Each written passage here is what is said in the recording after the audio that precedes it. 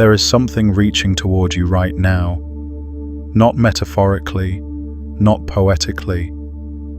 Something that exists at a layer of reality so far beneath the surface of what you've been taught to call real, that most people spend their entire lives without ever sensing it. And yet some of you have always known it was there. You've felt it in the strange moments between sleeping and waking. You've noticed it in the inexplicable knowing that arrives before the event that confirms it. You've caught glimpses of it in the peripheral awareness that something vast is paying attention to this world, to this civilization, to you specifically, in ways that defy the thin surface explanation you were handed in school. Today, we are not stopping at the surface. Today, we are going layer by layer, all the way down, through every level of what has been called contact, through the quantum mechanics that makes it not just possible, but inevitable, through the ancient maps that charted this territory thousands of years before modern instruments caught the first whisper of it, all the way to the deepest layer, the one hidden beneath every other explanation, the one that changes the meaning of everything above it. What you've been told about contact with non-human intelligence is the outermost layer of something with extraordinary depth. And the outermost layer, as always, is the one that conceals the most. Let's begin at the surface. The surface version of this conversation sounds like this. Somewhere out there, in the vast expanse of space, there may be other civilizations. Scientists search for radio signals. Governments acknowledge unexplained aerial phenomena. People report experiences that don't fit inside the accepted categories of reality. And the collective cultural conversation has been slowly, carefully, reluctantly edging toward acknowledging that we are probably not alone in the universe. That's the surface. That's what most people stop at. But peel back that surface and look at what's underneath. The question was never whether there is other intelligence in the universe. That question has already been answered by the sheer mathematics of scale. The observable universe contains approximately 2 trillion galaxies. Each galaxy contains hundreds of billions of stars. The number of potentially habitable worlds in the observable universe alone is estimated in the hundreds of billions of trillions. The probability that this one small planet, orbiting an unremarkable star in the outer arm of one average galaxy, produced the only instance of consciousness in all of that is not just unlikely, is not. It is, by any honest mathematical reckoning, essentially impossible. So the surface question, are we alone, was never the real question. The real question, the one hidden beneath it, is this. What is the nature of the contact that is already occurring? And why can most people not perceive it? That's the first layer down. And already, everything looks different from here. Because when you stop asking whether contact is possible and start asking why most people cannot perceive the contact that is already happening, you are no longer in a conversation about astronomy.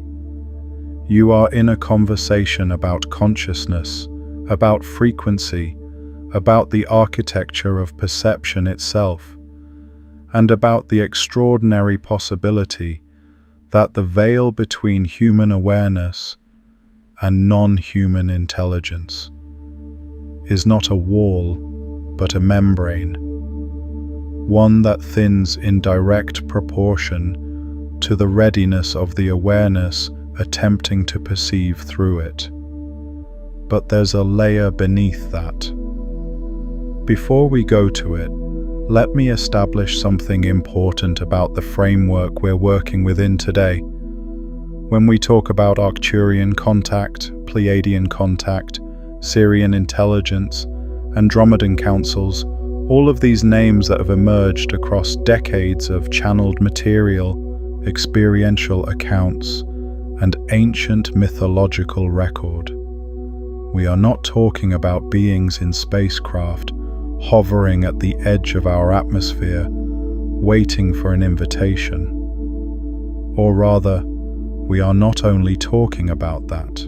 We are talking about something far more precise, far more quantum in its nature, and far more ancient in its documentation. These names, Arcturian, Pleiadian, Sirian, these are not just labels for beings from star systems. They are designations for specific frequencies of consciousness, specific dimensional bandwidths, specific qualities of intelligence that exist at different layers of the same quantum field that underlies all of reality. The star systems they are associated with are not incidental. They are coordinates, but they are coordinates in a multidimensional space that includes, but is not limited to, physical space. This is the layer most people never reach, because most people stop at the surface argument about whether UFOs are real, whether channelers are genuine, whether ancient texts were describing literal visitors or metaphorical gods. Those debates happen entirely at the surface level. They are arguments about the outermost layer. What lies beneath all of them is a unified quantum framework in which contact is not an event that happens occasionally to special people in extraordinary circumstances. Contact is a continuous, ongoing, multi-layered phenomenon that operates at every level of reality simultaneously, and your capacity to perceive any given level of it is determined entirely by the frequency at which your consciousness is currently operating. Now let's go deeper. Quantum mechanics discovered something beneath the surface of matter that should have changed everything. It found that at the most fundamental level of physical reality, particles do not have fixed properties until they are observed. They exist in superposition, meaning they simultaneously occupy all possible states until the moment of measurement, at which point they collapse into a single definite reality. This is not a philosophical interpretation. This is the experimentally verified, mathematically precise description of what matter actually is at its foundation.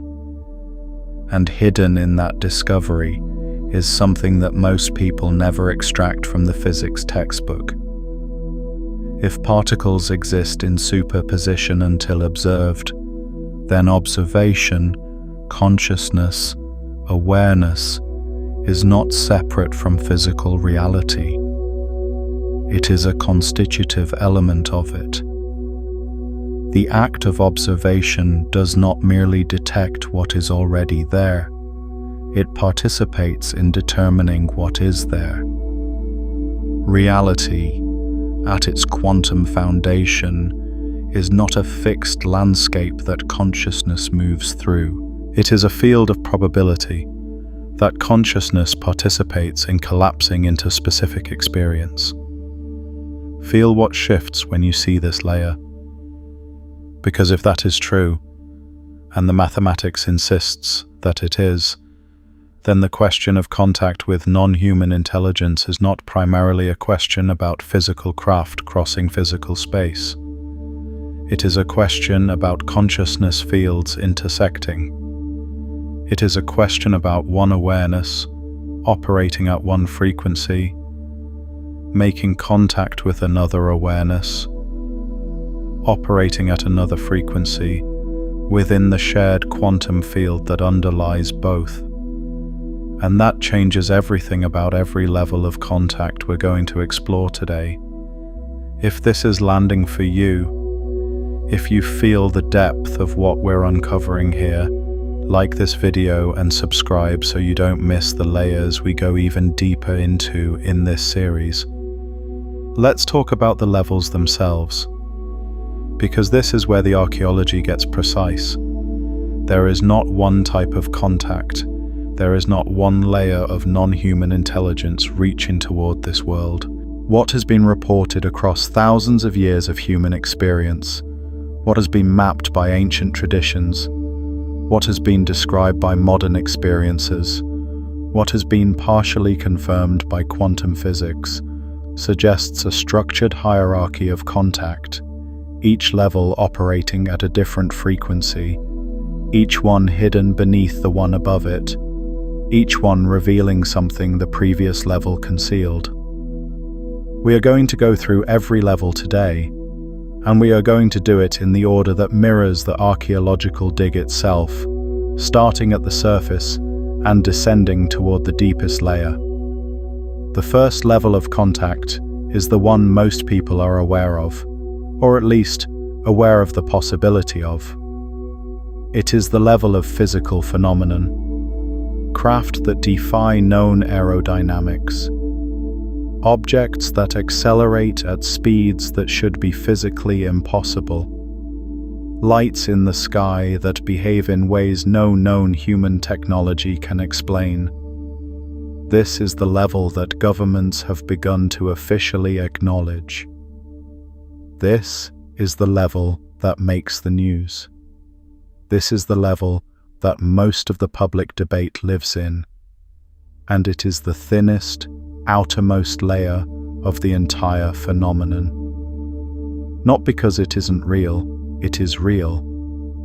The physical phenomenon is documented, reported by credible witnesses across every culture and every era of human history, and now officially acknowledged by military and governmental institutions that spent decades denying it. The physical level of contact is real, but here's what's hidden beneath it. The physical manifestations, the craft, the lights, the structured objects, are not the contact itself. They are the surface impression of a much deeper contact. The way a footprint in sand is not the foot, but the evidence that something passed through. What you are seeing when you see an unidentified aerial phenomenon is not the intelligence itself. You are seeing the physical level artifact of an intelligence operating primarily at a layer of reality that your physical senses cannot directly perceive. This is why the phenomenon has always been so frustratingly elusive. It does not behave like a physical object, because it is not primarily a physical object. It behaves like a physical object at the moments when it intersects with physical reality, and then it retreats to the layer beneath physical reality from which it came.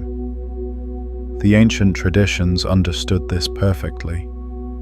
They did not primarily describe the gods and the star beings as physical entities who arrived in vehicles, though sometimes they described that too. They described them as intelligences that moved between worlds, between dimensions, between layers of reality, manifesting physically when they chose to and withdrawing from physical perception when they did not.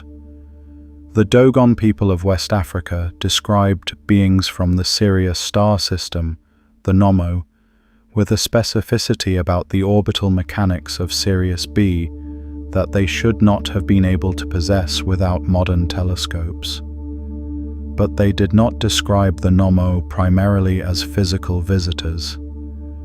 They described them as intelligences that existed in a layer of reality that interpenetrated the physical world, accessible not through physical travel, but through specific states of consciousness. The Vedic texts of ancient India describe the Devas, the Shining Ones, as beings who existed at multiple levels of reality simultaneously, who could take physical form, but whose primary existence was at subtler levels of the cosmic order. The Sumerian texts describe the Anunnaki not just as beings who landed and interacted physically, but as intelligences who operated through what the texts call the divine powers, the Me, which were essentially frequency-specific qualities of consciousness that could be transmitted, held, and wielded.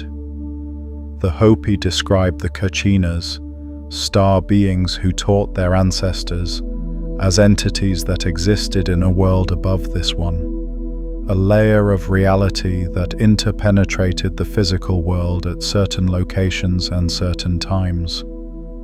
In every tradition, in every culture, the description of non-human intelligence is not primarily a description of physical visitors from physical places. It is a description of layered intelligence, consciousness that operates at multiple levels of reality simultaneously, of which the physical level is only the outermost and least essential. But there's a layer beneath that. Now let's go to the second level of contact, the level that most people who have moved past the physical phenomenon debate stop at.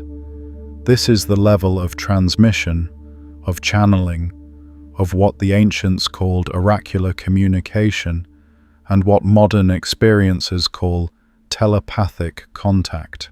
This is the level at which non-human intelligence communicates not through physical presence, but through the medium of consciousness itself. At this level, contact looks like this. A human being enters a specific state of awareness, whether through meditation, through dream states, through specific practices designed to thin the veil of ordinary perception, or sometimes spontaneously, without preparation or intention, and they receive information, impressions, concepts, sometimes entire streams of coherent communication that they experience as originating from outside their own mind. The surface-level dismissal of this experience is that it is imagination, that it is the creative unconscious generating content and misidentifying its source. And there is a layer of truth in that dismissal, which is precisely why it is so effective at keeping people from looking beneath it. Because here's what quantum mechanics has to say about the boundary between your mind and what is outside it. The brain is not a generator of consciousness. This is one of the most fiercely contested and poorly understood questions in all of neuroscience. And the reason it is contested is that the evidence increasingly suggests that the generator model is wrong. Consciousness does not appear to be produced by the brain the way a generator produces electricity. The brain appears to function more like a receiver and a filter, tuning into specific frequencies of a consciousness field that exists independently of any individual brain.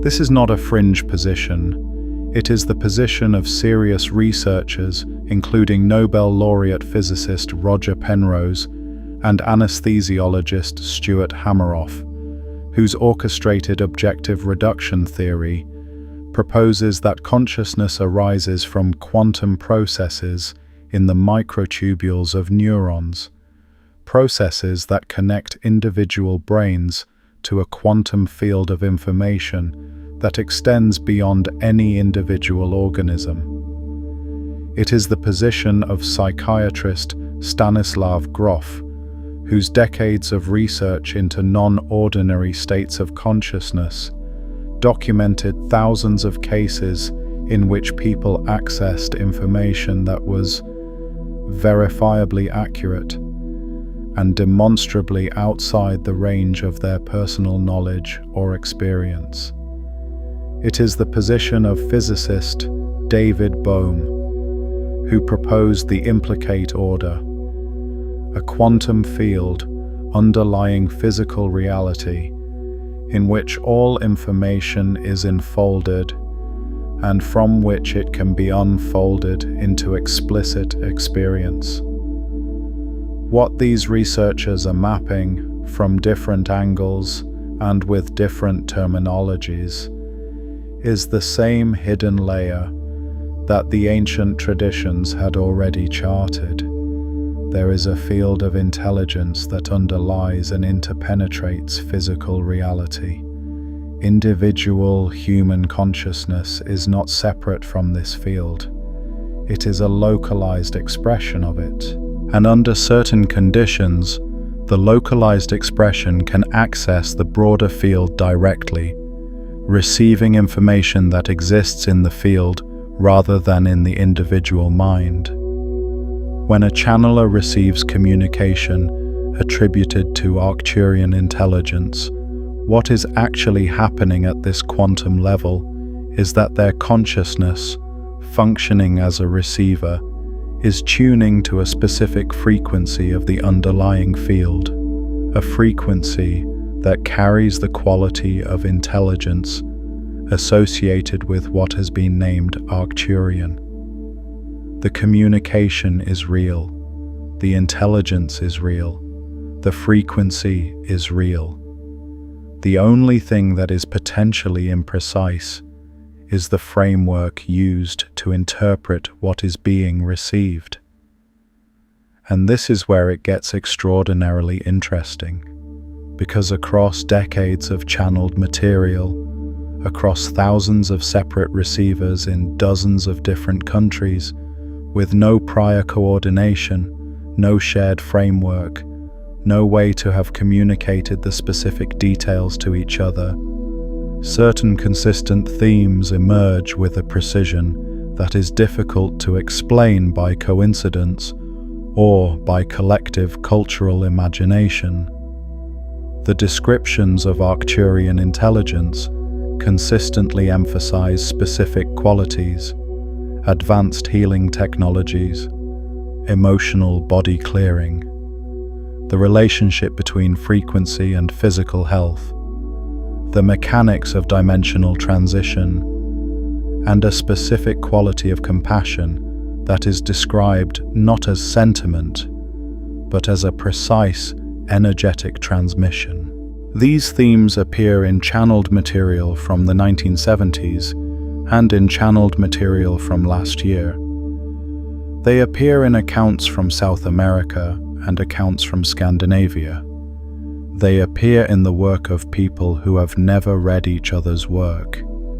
The descriptions of Pleiadian intelligence consistently emphasize different qualities: the history of human genetic development, the emotional and relational architecture of human consciousness, the activation of specific capacities within the human DNA that have been dormant, and a quality of joyful urgency about the current moment in Earth's evolution. Again, these themes are consistent across independent sources separated by decades and continents.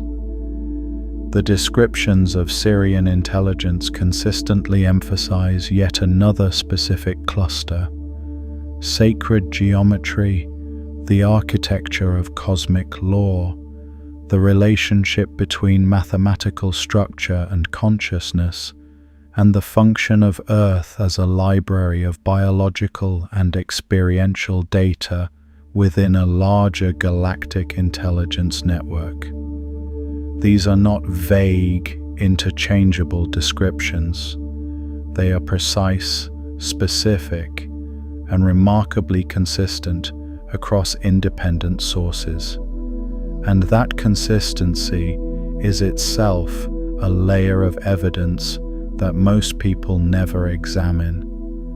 But there's a layer beneath that. Let me show you something. There is a story about a woman named Mira who grew up in a city that had been built on top of an ancient site. She had lived there her whole life, walking the same streets, buying bread from the same market, watching the same pigeons navigate the same squares. She knew her city the way you know something you've never had to think about. It was simply the world.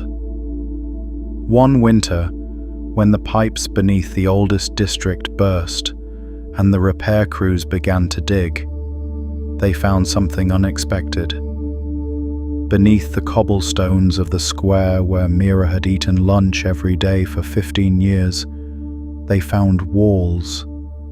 Ancient walls, precisely constructed, made of a stone that did not come from the local quarry. Beneath the walls, they found floors.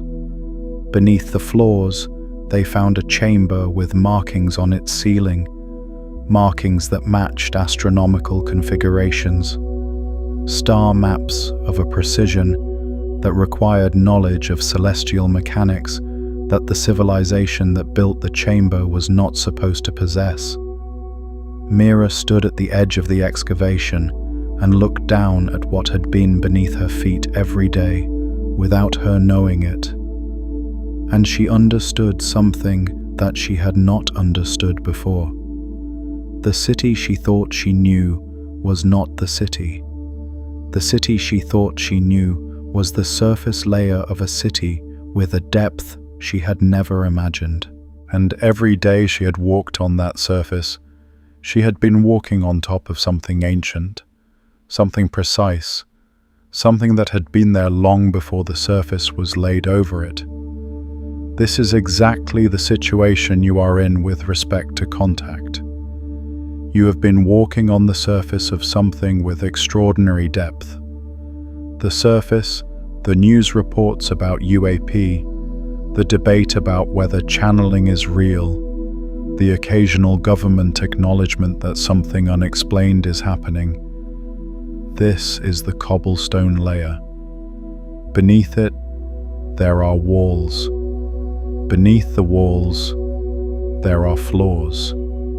Beneath the floors, there is a chamber with star maps on the ceiling, drawn with a precision that requires knowledge no one was supposed to have. And you are standing at the edge of the excavation now, looking down.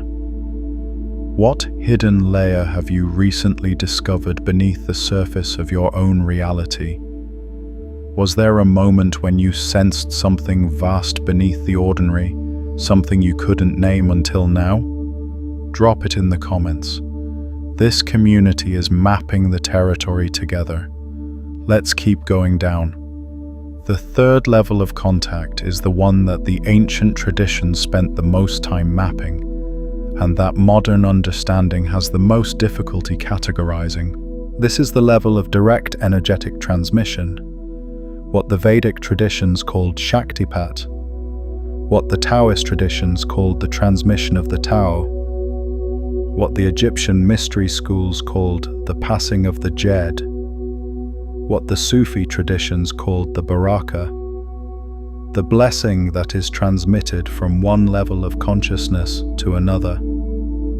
At this level, contact is not a communication of information. It is a direct transmission of frequency. It is one level of consciousness reaching into another level of consciousness and activating something that was already there but dormant. This is the level at which the most profound accounts of non-human contact operate. Not the cases where someone saw a light in the sky. Not even the cases where someone received a stream of information in a meditative state.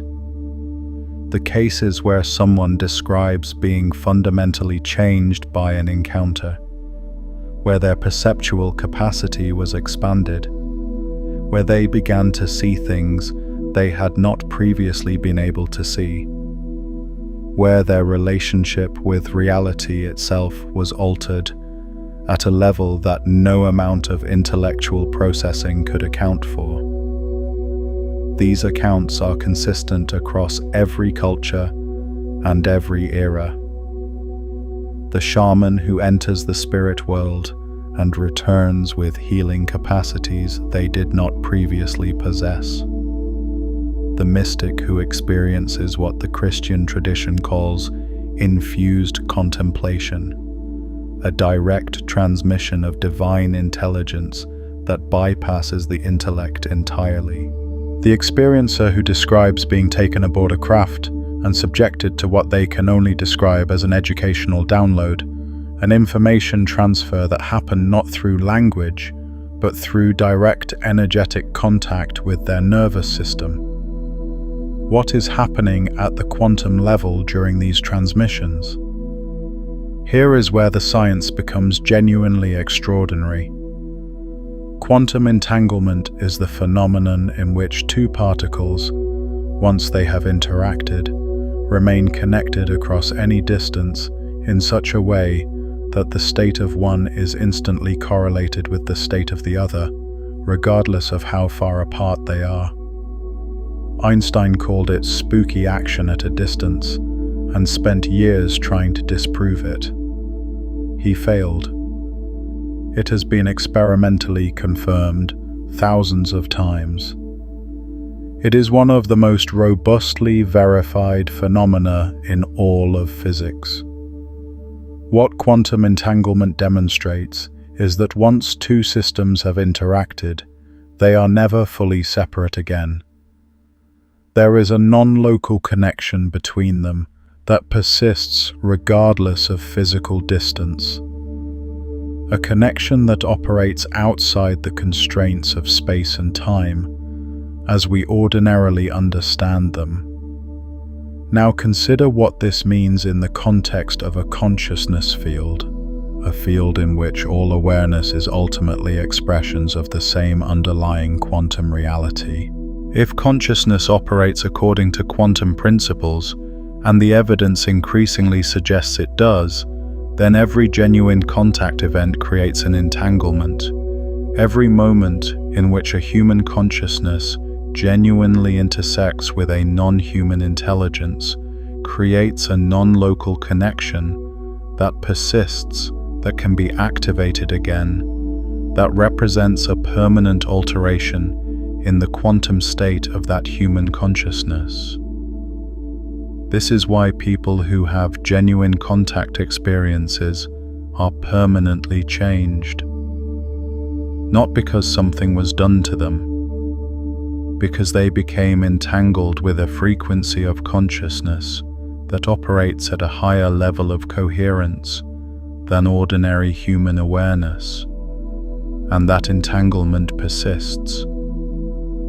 The quantum connection remains, and through that connection, ongoing transmission continues, not always as dramatic visions or explicit communications, but as a gradual, persistent elevation of the frequency at which that consciousness operates. The ancient traditions knew this. They called it initiation. They understood that genuine contact with a higher level of intelligence did not merely transfer information.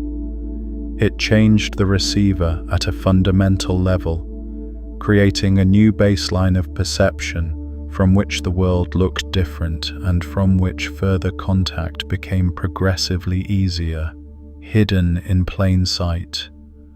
But there's a layer beneath that. What we've uncovered so far is the first chamber of a much deeper excavation. If this territory resonates with something you've always sensed was there is a full map of it waiting for you. Beneath the veil, a quantum map of reality's hidden layers takes you through all 5 layers we're descending into here, and the ones below them, with practices at each depth designed to shift your awareness permanently, from the consensus surface all the way down to the original frequency you were before the conditioning began. You'll find it in the description below. Let's talk about the specific intelligences now, because the differences between them are not cosmetic. They are not just different names for the same thing.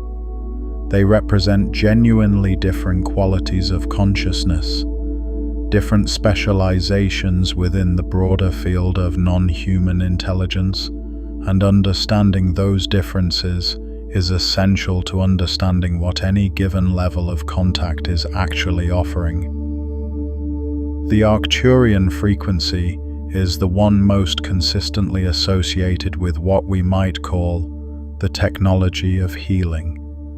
Not healing in the narrow medical sense, but healing in the sense of restoring coherence to a system that has lost it. The Arcturian intelligence, as it has been consistently described across independent sources, operates with a precision that is almost architectural. It understands the relationship between emotional states and physical health at a level that modern medicine is only beginning to approach.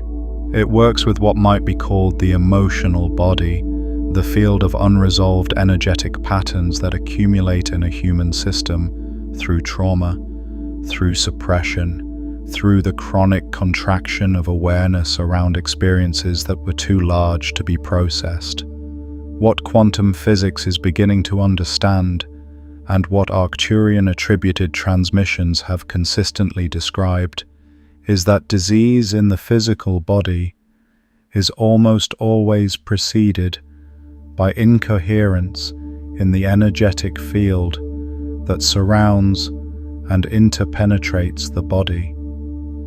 The physical manifestation of illness is the last layer, the surface expression of a disruption that began at a deeper level. Healing that only addresses the physical layer is healing that addresses the symptom without touching the cause. The Arcturian intelligence, as described, specializes in working at the level of the energetic field, clearing the incoherence that has accumulated there, restoring the natural resonance of the system, and allowing the physical body to reorganize itself around a healthier, energetic template. This is not magic. This is quantum field mechanics. The physical body is not a fixed structure.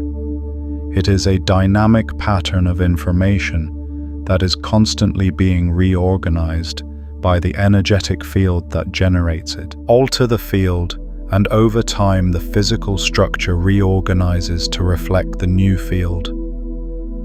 Arcturian contact, at its deepest level, is contact with an intelligence that understands how to work with the quantum field of the human body-mind system in ways that restore its natural coherence and expand its capacity to hold higher frequencies without fragmenting.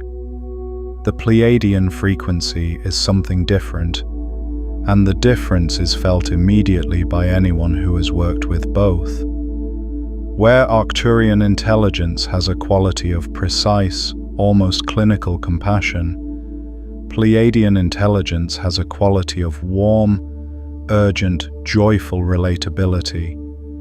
It speaks in the language of human emotion because it has an intimate relationship with human emotional architecture that is, according to the consistent descriptions across decades of material, not accidental.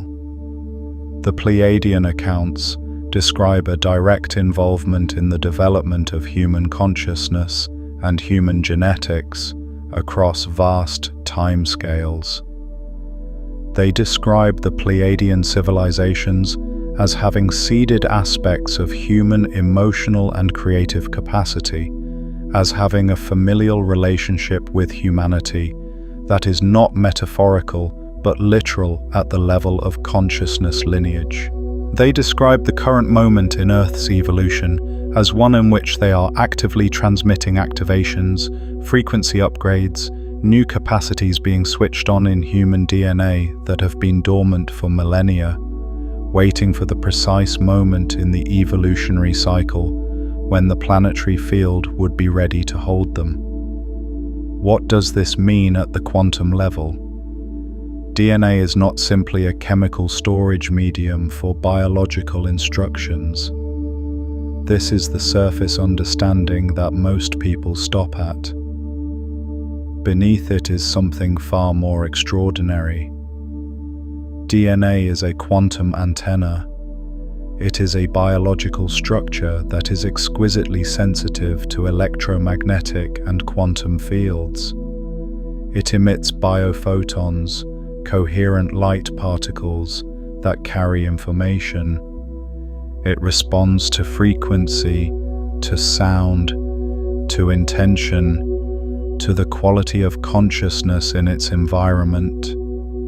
Research by molecular biologist Pyotr Gurdjieff and his colleagues demonstrated that DNA responds to language-modulated laser light, that it can be reprogrammed by frequency, and that the genetic code has structural similarities to human language that go far beyond what random chemistry would produce. What the Pleiadian transmissions consistently describe, and what this quantum biology is beginning to confirm, is that human DNA contains far more information than is currently being expressed.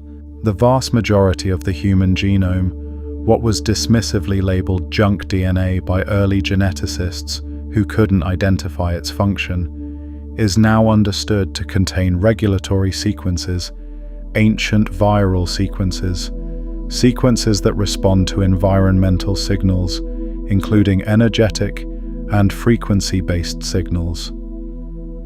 The idea that this vast, dormant library of genetic potential could be activated by specific frequency transmissions from intelligences that understand the architecture of human DNA is not mystical speculation. It is a description of a quantum biological mechanism that modern science is only beginning to have the tools to investigate. Pleiadian contact, at its deepest level, is contact with an intelligence that has intimate knowledge of human genetic architecture and is actively engaged in transmitting the frequencies that activate dormant capacities within that architecture at this specific moment in the evolutionary cycle. But there's a layer beneath that. The Sirian frequency is the one most consistently associated with what might be called the cosmic legal framework, the architecture of universal law, the mathematical structure that underlies all of reality. Where Arcturian intelligence works with healing and coherence, and Pleiadian intelligence works with emotional activation and genetic development, Sirian intelligence works with what the ancient traditions called the divine order, the precise mathematical relationships that determine how consciousness organizes itself into form. The Dogon's extraordinary knowledge of Sirius was not incidental. Sirius is the brightest star in the night sky from Earth's perspective, and it has been associated in virtually every ancient tradition with cosmic law, with divine order, with the transmission of sacred knowledge. The ancient Egyptians oriented their most important temples to Sirius. The heliacal rising of Sirius, the moment when Sirius first becomes visible on the eastern horizon, just before sunrise, after a period of invisibility, marked the Egyptian New Year and was associated with the inundation of the Nile, the annual renewal of fertility and life. The Egyptians understood Sirius as the home of Isis, the cosmic intelligence that held the divine blueprint for all of creation. What Sirian attributed transmissions consistently describe is the relationship between sacred geometry and consciousness, the way that specific mathematical ratios and geometric structures are not arbitrary aesthetic choices, but are the actual architecture through which consciousness organizes itself into stable patterns. The Fibonacci sequence, the golden ratio, the Platonic solids. These are not just interesting mathematical curiosities. They are the structural templates through which the quantum field organizes itself into coherent, stable, self-sustaining patterns at every scale, from the subatomic to the galactic. Sirian intelligence, as described, is the keeper of this architectural knowledge. Contact with Sirian frequency is contact with the intelligence that understands the mathematical grammar of reality, the precise structural relationships that allow consciousness to organize itself into forms that are stable, coherent, and capable of holding increasingly complex levels of awareness. And now we need to go to a layer that most conversations about contact never reach. Because we've been talking about specific intelligences, specific frequencies, specific qualities of non-human consciousness. But beneath all of them, there is a layer that contains and generates all of them. And this is the layer that changes the meaning of everything above it. Let's go there. Imagine a vast council, not in the science fiction sense of beings sitting around a table in a spacecraft. Imagine a council in the quantum sense, a coherent field of multiple intelligences, each operating at its own specific frequency, each contributing its specific quality to a unified intelligence that is greater than any of its components.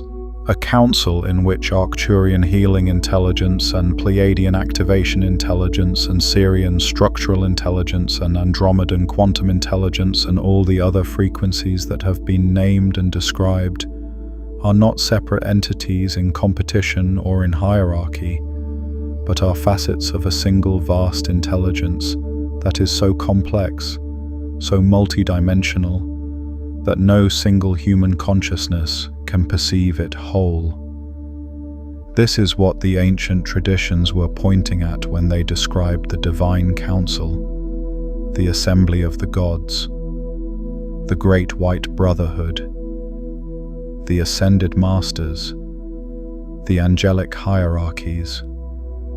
Not a literal boardroom in the sky.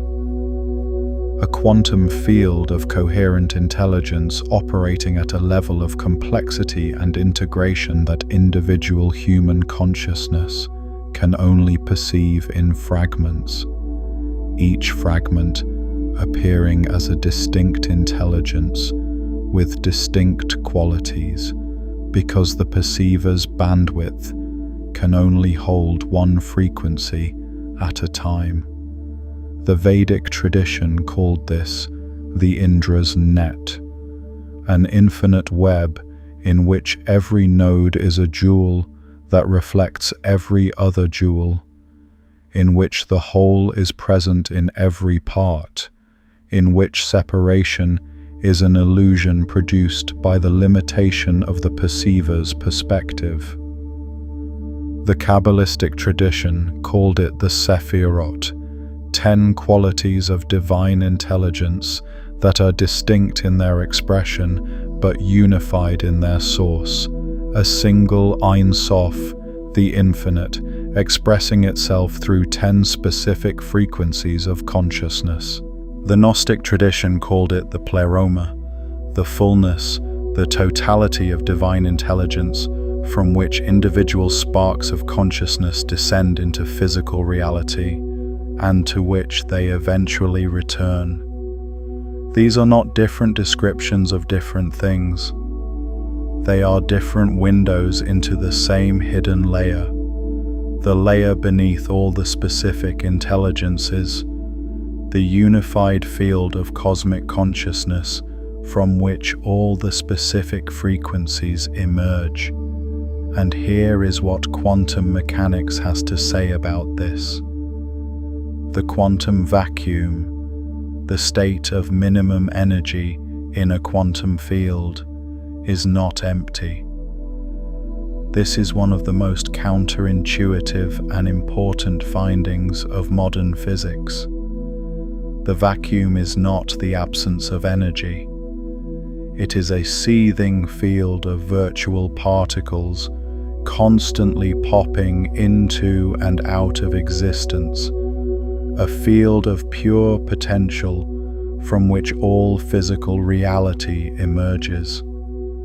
The energy density of the quantum vacuum has been calculated, and the numbers are so large that physicists have called it the worst prediction in the history of physics. Not because the physics is wrong, but because the implications are so far beyond what our current models can integrate. What this means is that what we call empty space, the void, the vacuum, is not empty at all. It is the most information-dense substrate in existence. It is the ground state of reality, the layer beneath all layers, the field from which all specific forms and frequencies emerge. Physicist David Bohm called this the implicate order. He proposed that the explicit order, everything we can see and measure and interact with, is an unfolding from a deeper implicate order in which everything is enfolded into everything else, in which what appears as separate objects and separate events and separate intelligences are all expressions of a single, undivided wholeness that is the actual nature of reality. If Bohm is right, and the mathematics supports him, then the Arcturian frequency and the Pleiadian frequency and the Sirian frequency and every other specific quality of non-human intelligence are not separate entities in separate locations. They are specific modes of unfolding from the same implicate order, specific frequencies of the same underlying quantum field, temporarily appearing as distinct intelligences for the same reason that waves on the ocean temporarily appear as distinct objects, not because they are fundamentally separate, but because the perceiver's level of resolution is not yet fine enough to see that they are all expressions of the same underlying movement. This is where the veil lifts. Contact with non-human intelligence at its deepest level is not contact with something outside you. It is contact with a deeper layer of the same consciousness that you are. The Arcturian frequency that specializes in healing is not foreign to you. It is a layer of the consciousness field that you are an expression of, a layer that you have been separated from, not by distance, but by the frequency at which your awareness has been operating. The Pleiadian frequency that carries the activation codes for dormant human potential is not being transmitted from somewhere else into you. It is being activated within you because it was always there, enfolded in the implicate order that is your deepest nature, waiting for the precise frequency transmission that would cause it to unfold into explicit experience. This is what the mystics meant when they said the kingdom of heaven is within you. This is what the Upanishads meant when they said Atman is Brahman, the individual self is the universal self. This is what the Zen masters meant when they pointed at the moon and said, "Don't mistake the finger for the moon." The finger is the specific tradition, the specific intelligence, the specific name, Arcturian, Pleiadian, Sirian. The moon is the underlying reality that all of them are pointing toward. the unified field of consciousness that is the actual nature of what you are. But this doesn't make the specific intelligences less real, it makes them more real. Because understanding that they are specific frequencies of a unified field, rather than separate entities in separate locations, means that contact with them is not dependent on external conditions, on spacecraft, on special equipment, on being chosen. Contact with them is a function of frequency alignment, and frequency alignment is something you can cultivate. Let's go deeper into what that means. There is a story about a man named Elias who lived in a village at the foot of a mountain. All his life, he had heard stories about what existed at the top of the mountain. The elders spoke of it in hushed voices. The children made up fantastical versions of it. The travelers who passed through the village claimed to have seen it from a distance, though their descriptions never quite matched each other. Elias grew up believing that whatever was at the top of the mountain was something that happened to other people, something that required special gifts or special permission, something that was not for someone like him.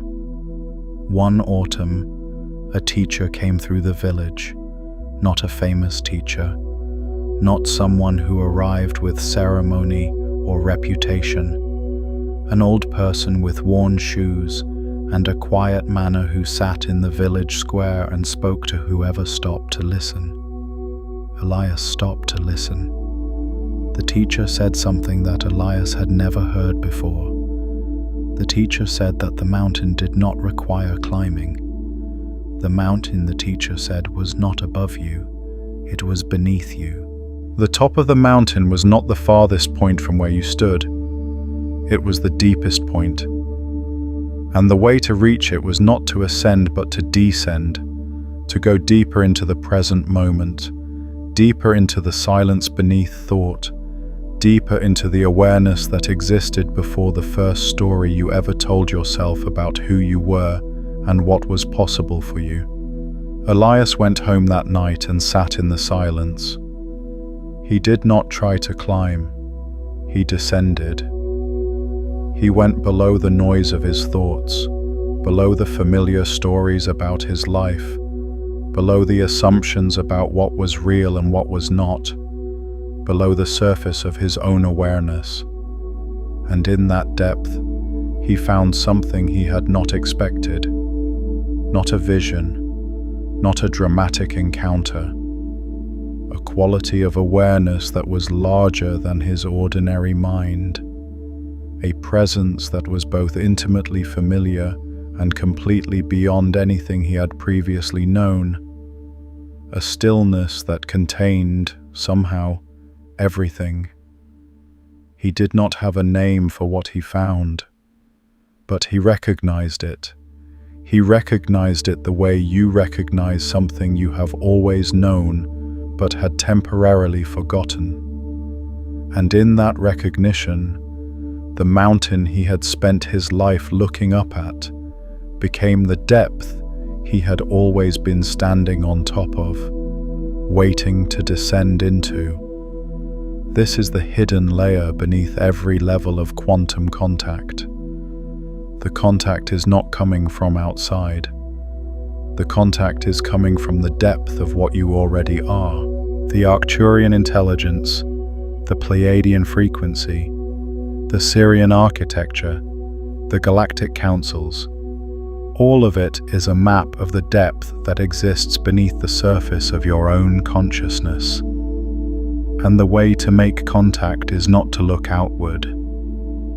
It is to look inward, and down again, past every layer of assumption and conditioning and surface understanding, until you reach the place where your consciousness opens into the unified field, and the unified field opens back into you.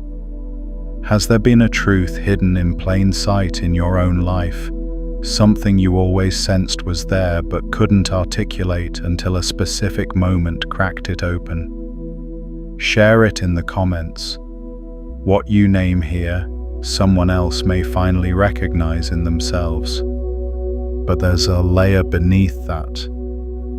Let's talk about the Andromedan frequency, because it represents something that the other intelligences we've discussed do not, and it is essential to a complete understanding of the levels of contact. The Andromedan intelligence, as described across independent sources, is the one most consistently associated with what might be called quantum freedom, the absolute sovereignty of consciousness, the capacity of awareness to operate outside the constraints of any given dimensional framework. Where Arcturian intelligence works within the framework of the dimensional level it is operating in, where Pleiadian intelligence works with the specific architecture of human consciousness within its current evolutionary context, and where Sirian intelligence works with the mathematical structure of cosmic law, Andromedan intelligence is consistently described as operating from a perspective that is outside any given framework entirely, a meta-perspective that can perceive the totality of dimensional reality without being bound by any single dimension of it. This is the intelligence most associated with what the ancient traditions called liberation, moksha, nirvana, the freedom that comes from recognizing that consciousness is not bound by the dimensional level it is currently operating in.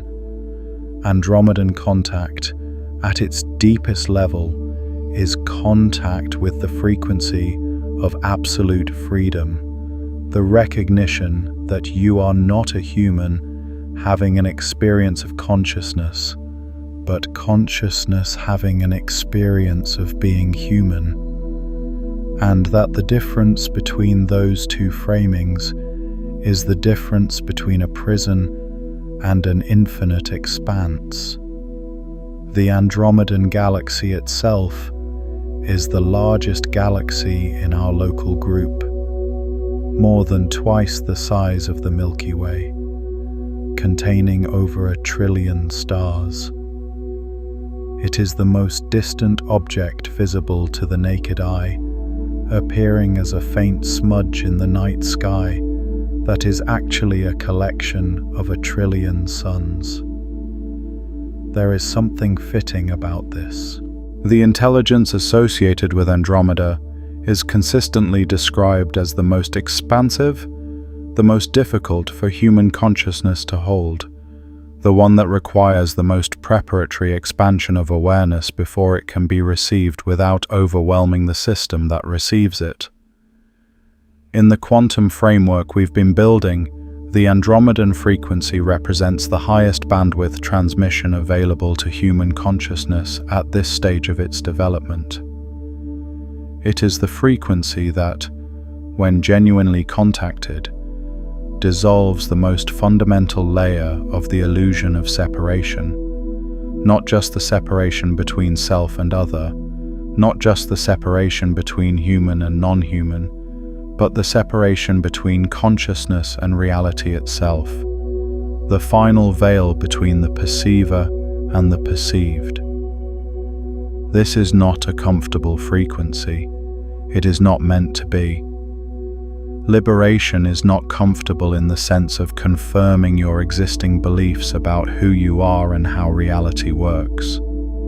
Liberation is the dissolution of those beliefs in the recognition of something so much larger that the beliefs themselves become irrelevant. The Andromedan transmissions, when they are genuine, do not leave you feeling spiritually satisfied in the way that a beautiful meditation might.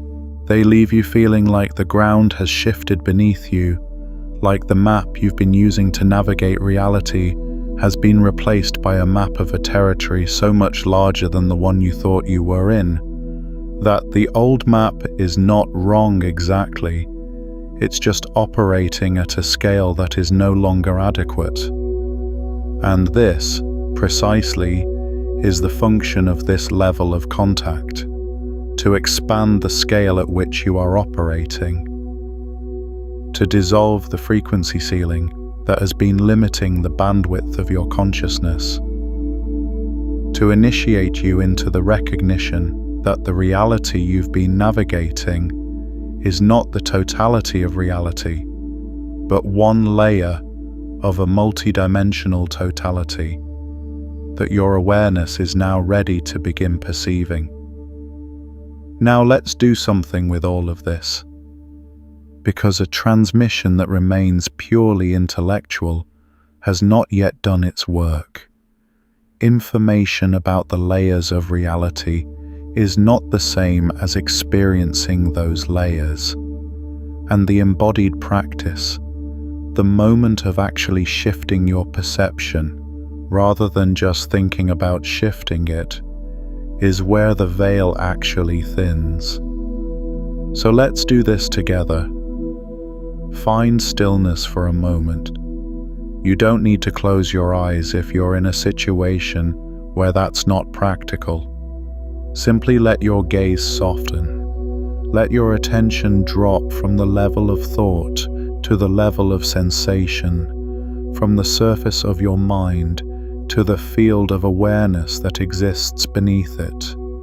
Notice what is here before you add any interpretation to it. Before you decide what you're feeling or what it means or whether you're doing it right, just notice the raw field of awareness itself, the simple fact that experience is occurring, that something is being perceived, that consciousness is present. Now, from that place of simple awareness, ask yourself this: what is the quality of the space in which all of this is occurring? Not the content of your experience, not the thoughts or sensations or sounds, the space itself, the field in which all of it is arising. Notice that this space has no edges. Notice that it is not located inside your head, though that is where we habitually locate our awareness. The field of consciousness that you are is not contained by the body that it is currently associated with. It extends. It opens. In every direction, there is simply more of it. Now, within that field, notice if there is a quality of presence that is not quite your ordinary sense of self, a quality of awareness that is more still, more vast, more coherent than the surface mind. This is not a foreign presence. This is a deeper layer of what you are. This is the level at which your consciousness opens into the unified field, the layer beneath the individual, the layer at which the boundary between you and the intelligence of the cosmos becomes permeable. Stay here for a moment. In this space, you are not reaching outward toward Arcturian or Pleiadian or Sirian intelligence. You are descending inward toward the layer of your own consciousness, at which those frequencies are not separate from you. They are facets of the same field that you are an expression of. Contact from this depth is not an external event. It is an internal recognition. It is the moment when the localized expression of consciousness that you have been identifying as yourself opens into the awareness that it has always been part of something infinitely larger, and that the larger thing is not distant from you. It is the ground you are standing on. Feel what shifts when you see this layer. Now let's bring this back to the surface and integrate it. What does it mean practically to understand that there are multiple levels of quantum contact operating simultaneously that different frequencies of non-human intelligence are available at different depths of human consciousness, and that the way to access any given level is not through external technology or special circumstances, but through the cultivation of the frequency alignment that makes that level of contact possible. It means that your spiritual practice, whatever form it takes, is not separate from the phenomenon of contact. It is the mechanism of contact. Every time you meditate, every time you sit in genuine stillness, every time you move your awareness from the surface of thought to the depth of pure awareness, you are adjusting the frequency of your consciousness in a direction that makes deeper levels of contact possible. You are thinning the veil. It means that your emotional clearing, the work of releasing the accumulated patterns of fear and contraction and unresolved experience that keep your consciousness operating at a lower frequency than its natural potential, is not separate from the phenomenon of contact. It is the preparation for contact. The Arcturian intelligence that specializes in healing the emotional body is not offering its transmissions to a consciousness that is too contracted by unresolved emotion to receive them. The clearing of the emotional field is not incidental to contact. It is prerequisite to it. It means that your intellectual understanding of quantum mechanics, of the nature of consciousness, of the architecture of reality, is not separate from the phenomenon of contact. It is the map that allows you to navigate toward the territory. Understanding that consciousness is a field rather than a product of the brain, understanding that observation participates in determining reality, understanding that entanglement creates non-local connections that persist across any distance. These understandings prepare your conceptual framework to receive experiences that would otherwise be dismissed as impossible. And it means that your sense of isolation, the feeling of being a small consciousness in a vast and indifferent universe, is the fundamental illusion that contact dissolves. You are not a small consciousness in a vast universe. You are a localized expression of the consciousness that the universe is made of, temporarily experiencing itself from a specific perspective, in a specific density, at a specific moment in the evolutionary cycle. And the non-human intelligences that are reaching toward you are not reaching from outside.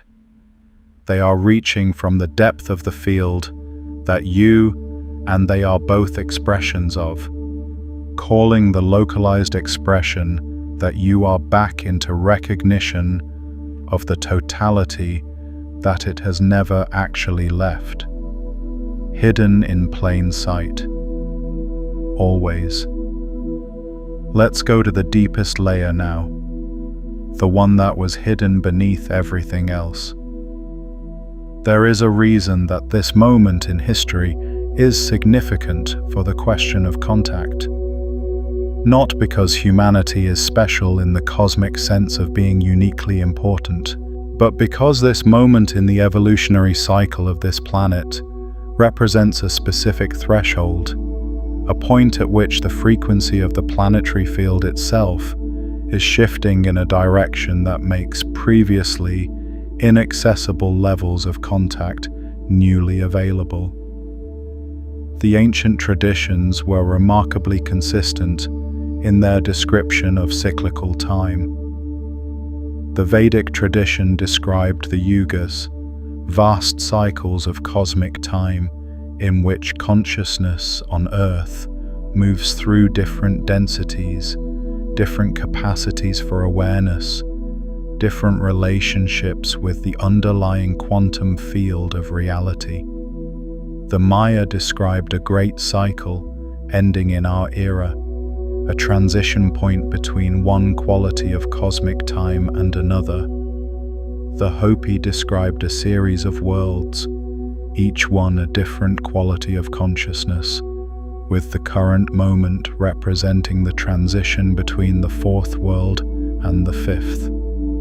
The ancient Greeks described the great year, the approximately 26,000-year cycle of the precession of the equinoxes, during which the Earth's position relative to the galactic center changes in ways that affect the quality of cosmic energy available to consciousness on Earth. These traditions were not describing the same cycle using different numbers.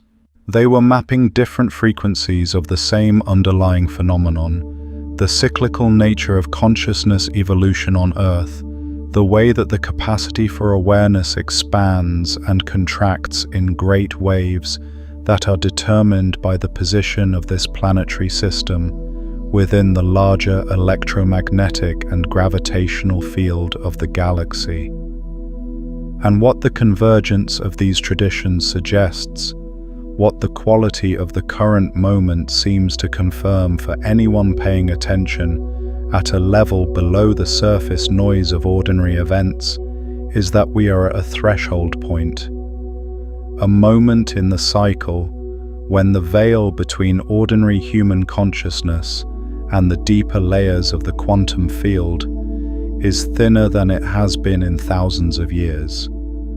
A moment when the frequencies that were previously accessible only to trained initiates in specialized conditions are becoming available to ordinary human consciousness in ordinary circumstances.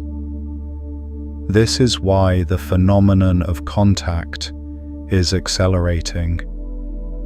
This is why more people than ever before are having experiences that don't fit inside the accepted categories of ordinary reality.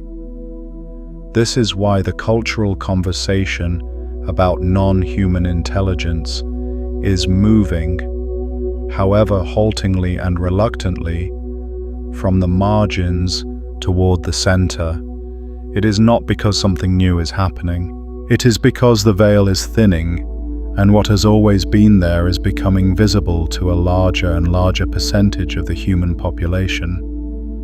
The galactic councils, the Arcturian healing intelligences, the Pleiadian activation frequencies, the Sirian architectural knowledge, the Andromedan liberation transmissions, all of it has always been there, operating at the layers of reality that exist beneath the surface of the ordinary world.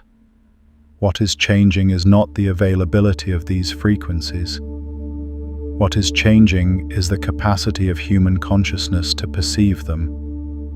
The receiver is being upgraded, and the upgrade is happening at a planetary scale, not just for individuals who have done the work of frequency cultivation, but as a species-wide shift in the baseline frequency of human consciousness. This is the deepest layer, the one that changes the meaning of everything above it. Contact is not an event that is happening to humanity. Contact is something that humanity is becoming capable of perceiving. The intelligence has always been there. The field has always been present. The frequencies have always been available. What is changing is the frequency of the receiver, the collective consciousness of the human species, which is in the process of a quantum leap, a non-linear jump to a new baseline of perceptual capacity.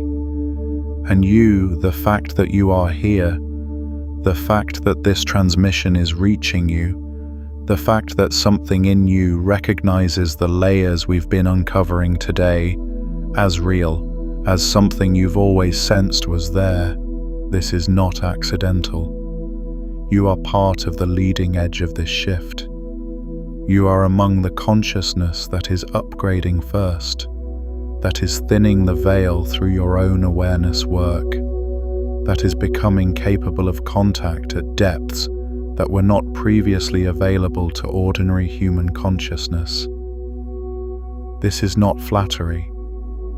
This is a quantum mechanical description of how phase transitions work. In physics, a phase transition is a change in the state of a system, from solid to liquid, from liquid to gas, from one quality of organization to another. Phase transitions do not happen gradually across the whole system at once. They begin at specific points within the system, nucleation sites, where the conditions for the new phase are first met. The new phase grows from those nucleation sites outward until it reaches a critical threshold, a tipping point, at which the entire system transitions to the new state. You are a nucleation site. The expanded awareness you are cultivating, the frequency alignment you are developing, the capacity for contact that you are building through your spiritual practice, and your willingness to look beneath the surface of ordinary reality. This is not just personal development. It is a contribution to the phase transition of the collective field. Every consciousness that reaches a new level of frequency coherence makes it slightly easier for the next consciousness to reach that level. This is quantum entanglement, operating at the species level. This is the 100th monkey effect, described in quantum mechanical terms. The veil is thinning, and you are part of what is thinning it. Now, before we close this transmission, let's bring together everything we've uncovered and integrate it into a unified understanding that you can carry forward. We began at the surface, where the conversation about contact lives in the mainstream, in the debate about UAP, in the government acknowledgements, in the cultural conversation about whether we are alone. We established that this surface level, while real, is the thinnest outermost layer of a phenomenon with extraordinary depth. We went beneath it to the quantum mechanics that makes contact not just possible, but inevitable. The discovery that consciousness participates in determining reality, that observation collapses quantum superposition, that the boundary between mind and world is not where we thought it was. We went deeper to the specific levels of non-human intelligence, the Arcturian frequency of healing and coherence, the Pleiadian frequency of emotional activation and genetic development, the Sirian frequency of sacred architecture and cosmic law, the Andromedan frequency of quantum freedom and liberation. We established that these are not separate entities in separate locations, but specific frequencies of a unified intelligence that operates at the quantum layer beneath physical reality. We went deeper still to the unified field itself, the implicate order, the quantum vacuum, the consciousness that underlies all specific expressions of consciousness, the layer at which the distinction between human and non-human, between self and cosmos, between the receiver and what is being received, dissolves into the recognition of a single, undivided wholeness. And we went to the deepest layer, the one that changes the meaning of everything above it, that this moment in the evolutionary cycle represents a planetary scale phase transition in the frequency of human consciousness, a thinning of the veil that is making previously inaccessible levels of contact newly available, and that you are part of the leading edge of this transition. This is not belief.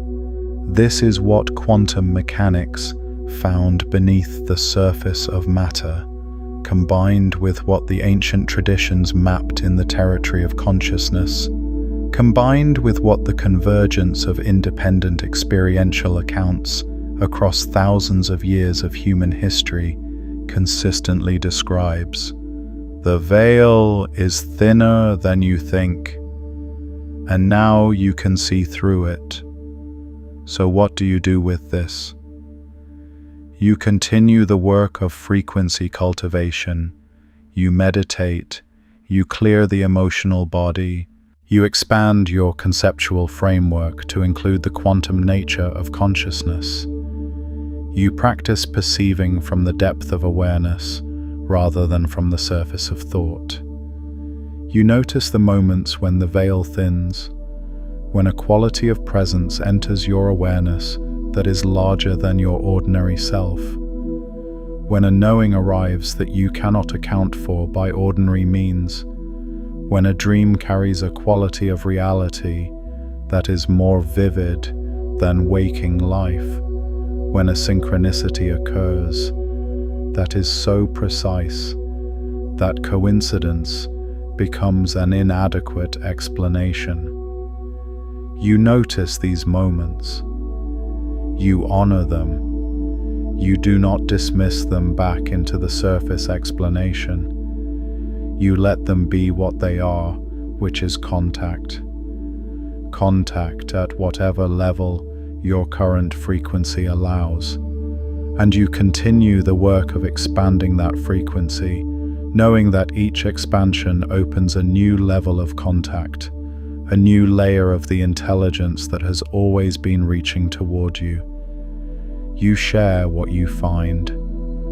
Because the phase transition happens faster, when those who have reached new levels of awareness transmit that awareness to others. You are a node in the network. What you receive, you transmit.